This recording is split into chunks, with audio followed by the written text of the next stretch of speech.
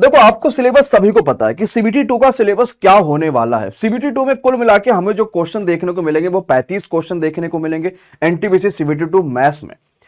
अगर हमें कितने बच्चों के सपना कि सर मुझे 35 में तो 35 लाना है और मेरी परीक्षा है 14 फरवरी को, यानी फरवरी में 14 दिन ले लीजिए, 30 दिन जनवरी के ले लीजिए और अभी बचे हुए 15 दिन ले लीजिए, तो 15 15 30 और 30 60, 60 दिन में 35 नंबर। कितने बच्चों का सपना है कि उन्हें 60 दिन में 35 नंबर हासिल करना है और करके मानेंगे? एक बार जरा कमेंट बॉक्स में यस कमेंट कर दो।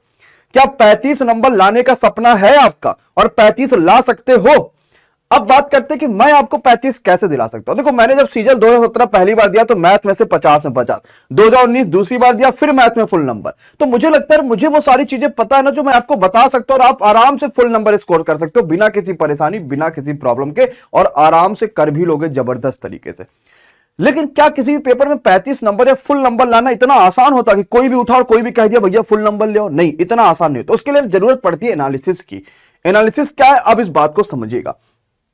देखो, मैंने आपके लिए एक डाटा निकाल रखा और इस डाटा को जरा एक बार आप लोग देखो और एनालाइज करो कि क्या डाटा है और ये किस लिए ये डाटा है। एक्चुअली में ये डाटा है सीबीटी 1 में आए हुए क्वेश्चंस का, कि सीबीटी 1 में किस टॉपिक से कितने क्वेश्चंस पूछे गए थे, किस टॉपिक से कितनी चीजें आ रखी थी, कौन कौन से क्वेश्चन पूछे रहेंगे, तो वो सब कुछ ये डाटा है सीबीटी 1 का। जहां पे मैं आपको दिखाऊंगा तो बाजी मारा है नंबर सिस्टम, सिंपलीफिकेशन और एलसीएम एफसीएफ ने मिला के, कुल मिला के 10 क्वेश्चन तो यहां पर मिनिमम पूछे जा रहे थे, हम चाहें जो भी कर लेंगे। 5 सिस्टम समय कार्य को मिला के 2 से 3 क्वेश्चन आपके पास पूछे जा रहे थे। समय और दूरी को मिला रहे थे क्योंकि यहां पे 3 चैप्टर्स आते हैं, जो भी आपका बोट होता है, समय दूरी होता है, चाल और आपके पास ट्रेन होता है, तो 2 क्वेश्चन एवरेज यहां पे पूछे जा रहे थे। रेशियो के क्वेश्चन देख सकते हैं, एक क्वेश्चन आ ही रहा था। मिक्सचर के, औसत के, साझेदारी के, आयु संबंधी, लाभ हानि के, साधारण ब्याज के, चक्रवृद्धि ब्याज के, परसेंटेज के 2 क्वेश्चन याद रखिएगा। नाव धारा से कम आयत के, ट्रिग्नोमेट्री। अब एडवांस मैथ में देख लो कि बहुत ज्यादा यही क्वेश्चन के एडवांस मैथ के भयंकर क्वेश्चन पूछा गया, सब एडवांस मैथ का ही पूछा गया, ऐसा बिल्कुल भी नहीं था। यहां पे एडवांस मैथ के अलग अलग चीजें आ रखी थी।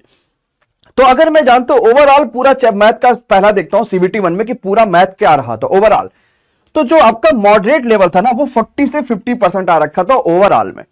जो आपके पास इजी लेवल थे वो 30 से 40% आ रखे थे, और अगर मैं एकदम हार्ड लेवल की बात करूंगा तो मात्र 10 से 20% था।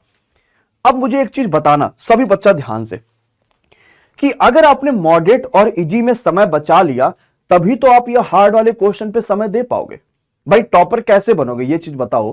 टॉपर तो तभी बन पाओगे ना मेरे भाई जब आपने मॉडरेट को और इजी को जल्दी समय में सॉल्व कर लिया। यानी हमें जो ज्यादा मेहनत करनी है वो इजी और मॉडरेट वाले पे करनी है। हमने इजी और मॉडरेट पे जितनी ज्यादा मेहनत करेगी ना, हम उतना बढ़िया तरीके से ये हार्ड वाले को जल्दी से सॉल्व कर पाएंगे और आसानी से समझ पाएंगे। और हमें एक और चीज भी ध्यान देनी पड़ेगी कि इस हार्ड वाले को सॉल्व करने के लिए हमारे पास कॉन्सेप्ट हार्ड होने चाहिए, मतलब कॉन्सेप्ट जबरदस्त होने चाहिए कि उस कॉन्सेप्ट को कोई हिला ना पाए। यह भी बात हमें ध्यान रखनी है। तो अब इस सेशन में मैं आपको इस बात की तो गारंटी दे सकता हूं, और इस बात को मैं एकदम 100% पूरी श्योरिटी के साथ कह सकता हूं कि अगर आपने जो मैं मैथ का एनटीपीसी सीबीटी 2 11 बजे बैच लेकर आया हूं जो कि यूट्यूब पे बिल्कुल फ्री में है, इस बैच में एक चीज ध्यान रखिएगा कि अगर आपके 35 में से 35 ना आ जाए तो कहिएगा।